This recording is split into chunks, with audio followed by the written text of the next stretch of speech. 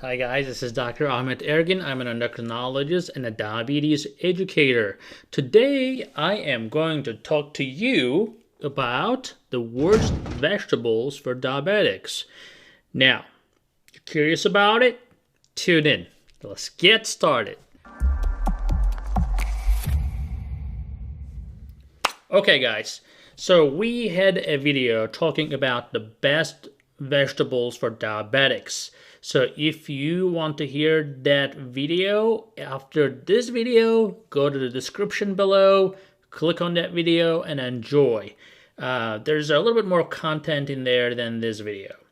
This video is important because you also need to know what not to eat when it comes to vegetables, because there is a confusion out there that when I say vegetables, people just say, okay, I'll just eat whatever I want, right? And it's a weakness for a lot of people. And I'll tell you, there is only one vegetable that you should not be touching at all. And I am not normally that strict. I am very easy and nice, I'm not very dictator type of doctor, or paternalistic and prohibistic, whatever you call it. I am more lenient. But when it comes to potato, it just pisses me off. It's just something with potato, it just messes everything up. It's just horrible. So here's why. I'm going to kind of tell you about the different types of potatoes as well. But I mean, to be honest with you, you can't eat anything you want. But when it comes to potato, just take a deep breath and take it easy. I have a table here that I'm going to go over with you, but I'm gonna talk to you about something quick that's called glycemic load. Most of you know what the glycemic index is, which is, it's a scale from 0 to 100. If the glycemic index is higher, it's going to spike your blood sugar faster. Now, glycemic load is a little bit different. The glycemic load also accounts for how much carbohydrate per serving. For example, a very good example is watermelon. Watermelon has a very high glycemic index that is supposed to spike your blood sugar very high. But since watermelon is mostly water, your 1 cup of watermelon does not have a lot of carbs. So the total glycemic load is not only about how fast it can spike your blood sugar, but also how much carbs you're having per serving.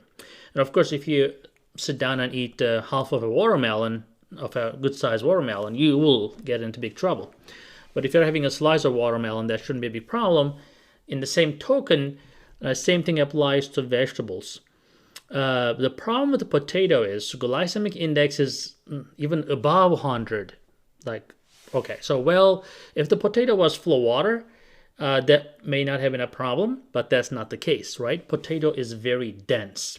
If something looks very dense to you, stay away from it, especially bakery, but potato is also a very dense vegetable. Now, the different types of potatoes, as I said, so for example, if I'm looking at here, baked russet potato, a lot of people love baked potato, right?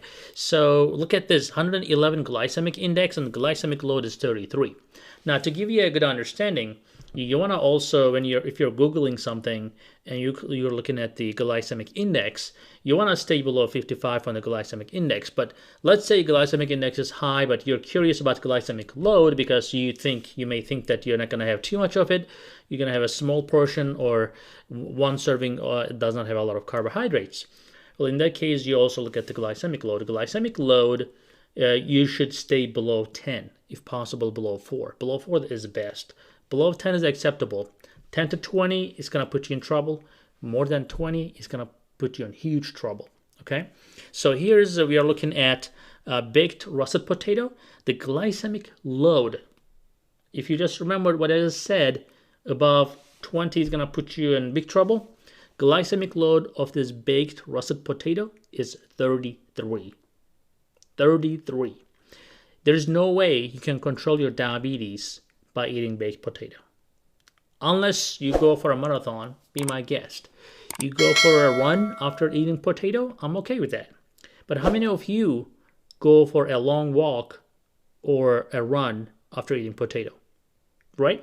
So I have no problem with potato. As long as you're athletic, you go exercise, you're going to go work out, eat the potato. I have no problem with that. You can burn it off. But in this case, if you're gonna sit down, you will have a problem. Now, I'm looking at boiled white potato. That is 21, still above 20, right? But it's not 33, but it's still, about 20. It's gonna put you in trouble. Sweet potato is 22. So a lot of people think that, oh, sweet potato is nice and easy, it's gonna be fine. No, not really. Sweet potato is also 22 glycemic load, which can spike your blood sugar very high. And the yam for Caribbeans, for them, yam is more acceptable, they think. But the glycemic load is 20. That's, again, very high, as we discussed. Now, let's compare this to parsnip. Parsnip is very similar to potato. You can mash it. You can, use the parsnip just like you use potato. But what's interesting with the parsnip, the glycemic load of parsnip is only 4. So why would you not use parsnip and get used to it instead of eating potato? Because it almost tastes the same, but the glycemic load is hugely different, right?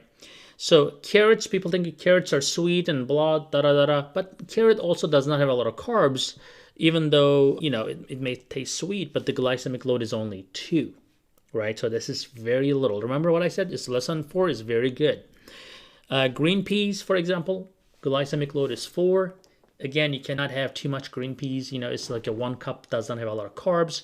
So as a result, your glycemic load is not that high. So what's the lesson from today? The lesson is that you should not have any sort of potato. And if you really crave potato, you should go for parsnip. All right, guys. So I hope that helped you, and I hope you benefited from this video. Make sure to give a thumbs up. Make sure you subscribe and share with family and friends.